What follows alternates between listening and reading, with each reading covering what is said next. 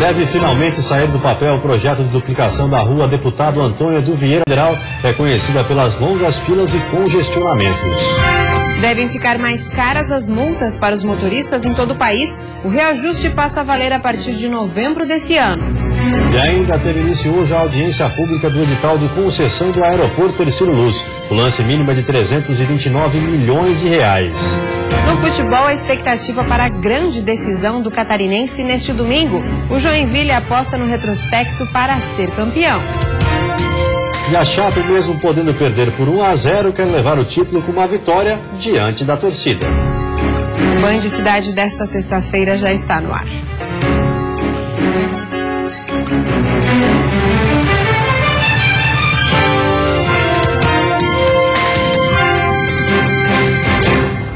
Olá, boa noite. Olá, boa noite. Assinada pela reitoria da UFSC, a autorização para o início das obras da rua Deputado Antônio Edu Vieira na capital. A duplicação é uma reivindicação antiga aqui na capital. A assinatura da portaria normativa da UFSC foi feita nesta quinta-feira. Durante o encontro entre a reitora Roselane Neckel e o prefeito da capital, César Souza Júnior, ficou acordado que parte da área da universidade poderá ser utilizada para duplicar a rua Deputado Antônio do Vieira. O documento assinado entre UFSC e prefeitura será encaminhado para análise da Caixa, financiadora do projeto. Após a liberação, as obras terão início. Os quase 2 quilômetros que serão duplicados vão permitir a criação de corredor exclusivo para ônibus e ciclovia. Uma obra que deve durar cerca de 3 anos, com um investimento de aproximadamente 36 milhões de reais. A duplicação da Edu Vieira faz parte do projeto do Anel Viário da capital. Começou hoje a audiência pública do edital do leilão dos aeroportos de Fortaleza, Salvador, Porto Alegre e Florianópolis. O governo federal espera arrecadar pelo menos 4 bilhões com as concessões neste ano. O anúncio foi publicado no Diário Oficial da União pela Agência Nacional de Aviação Civil, a ANAC. A audiência pública terá duração de 45 dias. A consulta pública começa 2 semanas após o Tribunal de Contas da União liberar o leilão dos 4 aeroportos. Com os leilões, o governo federal espera arrecadar pelo menos 4,1 bilhões de reais, que correspondem à soma dos lances mínimos propostos nessa primeira versão do edital, que vai à audiência pública. O lance mínimo para o aeroporto de Florianópolis é de 329 milhões de reais, mais 827 milhões em investimentos até 2018. A transferência da administração de toda a estrutura deve ir até setembro. A projeção é de que em 2046, 13,5 milhões de pessoas circulem pelo terminal da capital. A concessão de cada um dos 4 aeroportos será entregue ao grupo que oferecer ao governo o maior lance em relação ao mínimo exigido. Atenção motoristas, a partir de novembro as multas de trânsito sofrerão reajustes no país.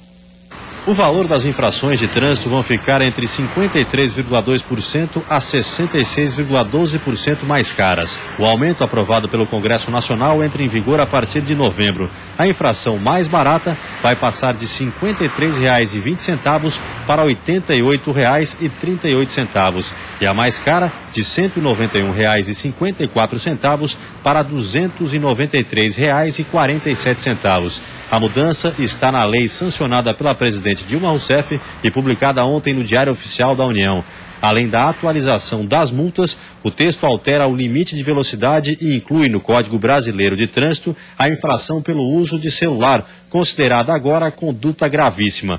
Também haverá uma multa específica para o condutor que se recusar a fazer o teste do bafômetro ou exame clínico para atestar a embriaguez. Em contrapartida, entre as alterações aprovadas, uma pode representar um retrocesso para famílias de vítimas de trânsito. Os parlamentares excluíram do Código Brasileiro de Trânsito o parágrafo que previa pena mais rigorosa para os autores de homicídio culposo ao volante, que mataram ao dirigir alcoolizados ou disputando racha. E a seguir, Dia das Mães, a expectativa do comércio para as vendas deste sábado. E ainda a decisão da Justiça abre espaço para novos direitos dos recém-nascidos.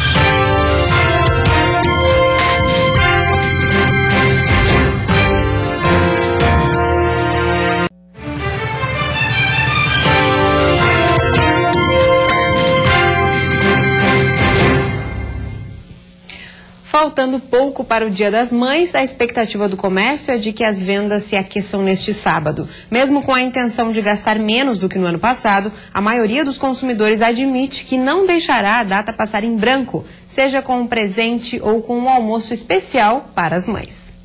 O movimento começa a aumentar aos poucos neste shopping da capital. O gerente afirma que o Dia das Mães é uma das datas que mais trazem os consumidores até as lojas.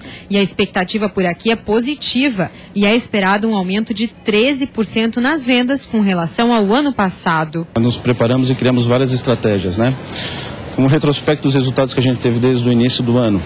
Mas, aliado a isso, é uma campanha de marketing, né, onde a gente preza o relacionamento entre mães e filhas. Os shoppings, conforme uma pesquisa da FEComércio e da CDL, são o segundo lugar mais procurado pelos consumidores quando o assunto é o presente para as mães, perdendo apenas para o comércio de rua. E a explicação é de que aqui é possível encontrar um mix de lojas que fazem o gosto das mulheres. São muitas opções: roupas, calçados, joias. Os consumidores catarinenses pretendem gastar em média R$190 com suas mães. Pesquisa indica que a gente vai ter em torno de 10% a menos de faturamento comparado ao ano de 2015. O ticket médio também vai cair nessa proporção. Mas tem também um outro setor que acaba lucrando com a data. Os restaurantes são muito procurados pelas famílias que desejam ter um almoço especial no domingo. A gente gosta de mimar as mães nesse dia, desde que entram até que se retiram. E uma decisão da Justiça abre espaço para que recém-nascidos sejam incluídos no plano de saúde dos pais nos primeiros 30 dias, mesmo se o parto não tiver sido coberto pela operadora.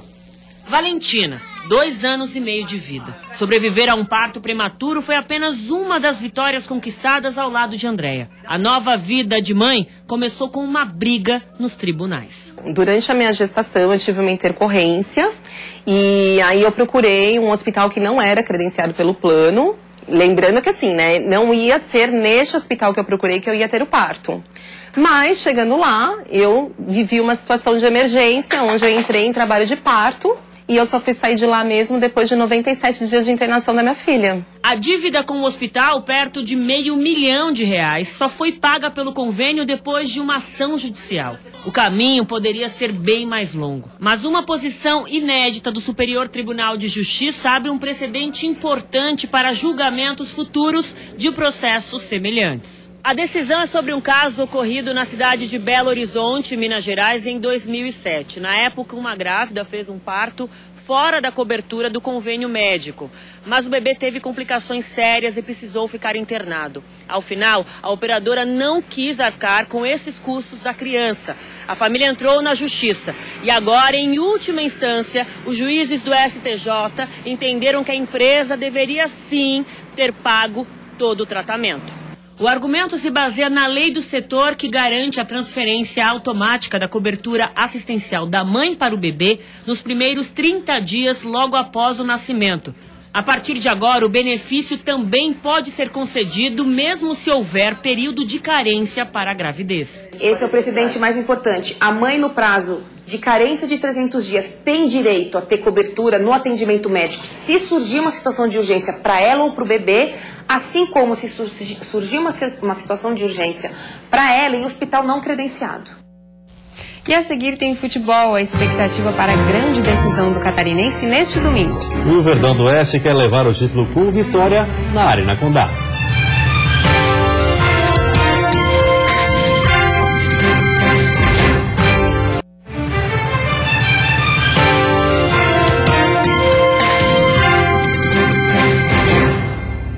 Futebol é domingo a grande decisão do Campeonato Catarinense 2016. O Joinville precisa reverter o resultado do primeiro jogo, mas leva a vantagem do retrospecto.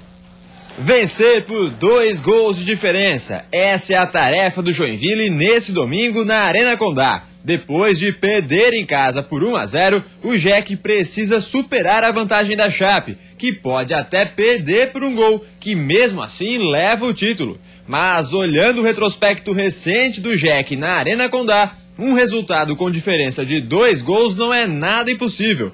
Nos últimos 3 jogos em Chapecó, o Joinville venceu 2, e sempre com a vantagem de gols que precisa para ser campeão.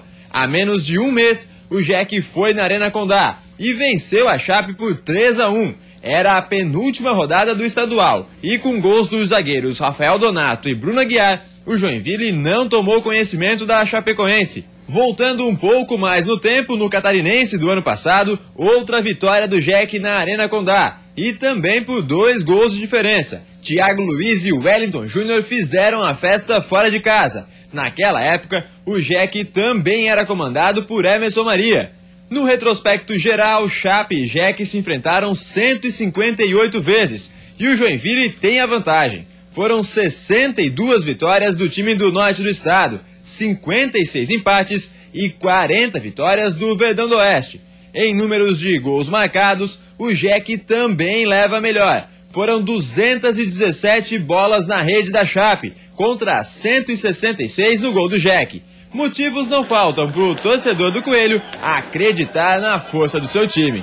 Quando se trabalha com esporte, sei que tudo pode acontecer, mas desde que você acredite. Então não jogamos a toalha não, é uma tristeza momentânea que no domingo ela pode virar euforia novamente, pode virar felicidade. E Chapecó já respira o clima da grande final. O Verdão do Oeste leva vantagem, pode até perder por 1-0, que é campeão catarinense, mas a equipe quer mesmo é a vitória.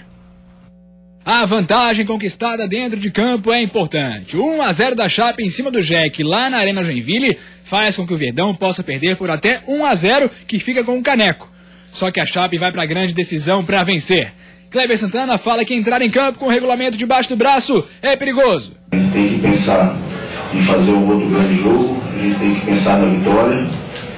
Essas vantagens começam a se contar quando está próximo de terminar o jogo, você vai para a vantagem. E a vantagem maior talvez seja jogar ao lado da torcida. A cidade está no clima, com camisa gigante da Chape, monumento do desbravador caracterizado com bandeira e promessa de Arena Condá lotada. A expectativa da diretoria é de 18 mil pessoas no domingo. O capitão e todo o grupo estão sentindo o clima, mas a proximidade com o torcedor só mesmo na hora do jogo. Guto Ferreira tem fechado os últimos treinos e a única pista de mudança foi a entrada de Ananias no lugar de Maranhão no último treino que foi aberto. Tá chegando a hora, vai ser campeão quem errar menos. A semana está sendo positiva, está sendo produtiva. Acho que isso que é o mais importante, temos mais os 3 treinos antes do grande jogo, antes da grande final. A equipe, o grupo está bem focado. E mais um jogador do Figueirense vai ficar afastado por cerca de 6 meses. O time vai ter que apressar algumas estreias para compor o elenco. Tinha tudo para ser um tempo de preparação tranquilo para o Figueirense até o jogo da Copa do Brasil na semana que vem. Aí veio o jogo-treino contra o Atlético Paranaense. Derrota para o time reserva do Atlético. E o pior, lesão do volante Denner. Rompimento do ligamento cruzado do joelho direito. 6 meses fora dos gramados. A mesma situação do lateral direito, Leandro Silva. Se Deus permitiu que isso acontecesse com a gente, é porque Deus tem um plano na frente. Então é que não podemos nos abater com uma contusão dessa. Temos que sempre levantar a cabeça e fazer nosso trabalho, certo que a oportunidade mais para frente vai aparecer e a gente vai voltar bem mais forte. Enquanto Leandro Silva vai se recuperar da cirurgia no joelho, o substituto dele já treina com o grupo. Ayrton nem foi apresentado ainda, mas já se prepara para a disputa do Campeonato Brasileiro.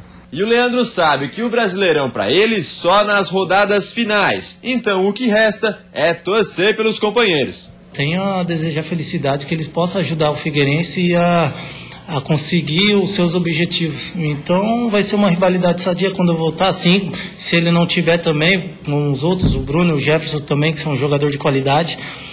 Então vai ser uma briga sadia, eu espero voltar e formar essa dupla com ele ali na lateral direita. Além da chegada do Ayrton, outra boa notícia para o torcedor alvinegro é a presença do meia Carlos Alberto no treino com o grupo. Recuperado de lesão, ele está na fase final do trabalho de transição e deve estar pronto para jogar na estreia do Campeonato Brasileiro. O Avaí continua trazendo reforços para a sequência da temporada. O objetivo do clube é mesclar jogadores novos com outros mais experientes. Primeiro, a experiência. Vinícius Pacheco, meio atacante, 30 anos. Bastante rodado, o jogador tem passagem pelo rival do Leão, Figueirense, mas estava no Volta Redonda no começo do ano. Ele gosta de frisar, é experiente, mas ainda tem muita lenha para queimar. Acredito que sim, né? Me sinto assim, um jogador experiente, né? Não me sinto velho, né? Até porque, por causa da minha idade. Mas acredito sim que eu, junto com todos os companheiros aí e essa mescla de jogadores mais jovens do que eu e jogadores da minha idade, acho que a gente vai conseguir fazer uma boa mistura aí e vamos conseguir o objetivo. E essa mescla está expressa justo no garoto que foi apresentado junto com o Vinícius. O meia Já tem apenas 21 anos e foi formado nas categorias de base do Flamengo. Tímido nas palavras, ele quer mostrar em campo o porquê de ter sido procurado pela diretoria. E será que ele já pegou algumas dicas com Gonçalves? O diretor de esportes do Leão, na juventude, foi revelado nas categorias de base do Flamengo também. Ainda não, mas daqui a pouco eu vou passar na salinha dele e ele vai... E a seguir em Lages, um curso ensina a fazer e degustar vinhos finos. E ainda veja como aproveitar as promoções em outlets sem se endividar.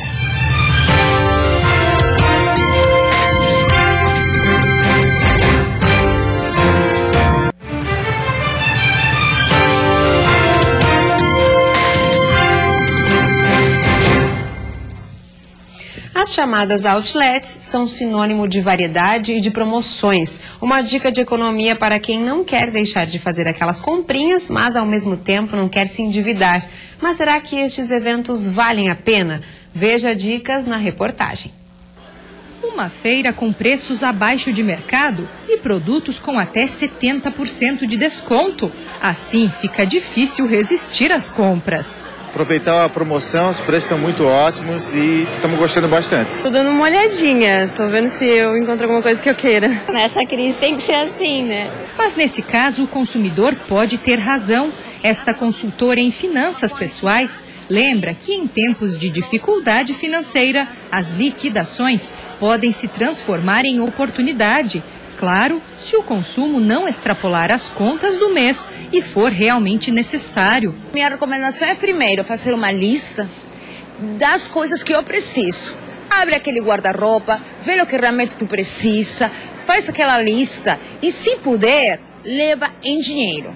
Leva um valor em dinheiro e gasta X. De acordo com dados do Serviço de Proteção ao Crédito, o SPC, 53% dos brasileiros fizeram compras por impulso nos últimos 3 meses. E a palavra promoção foi a motivação mais citada pelos consumidores.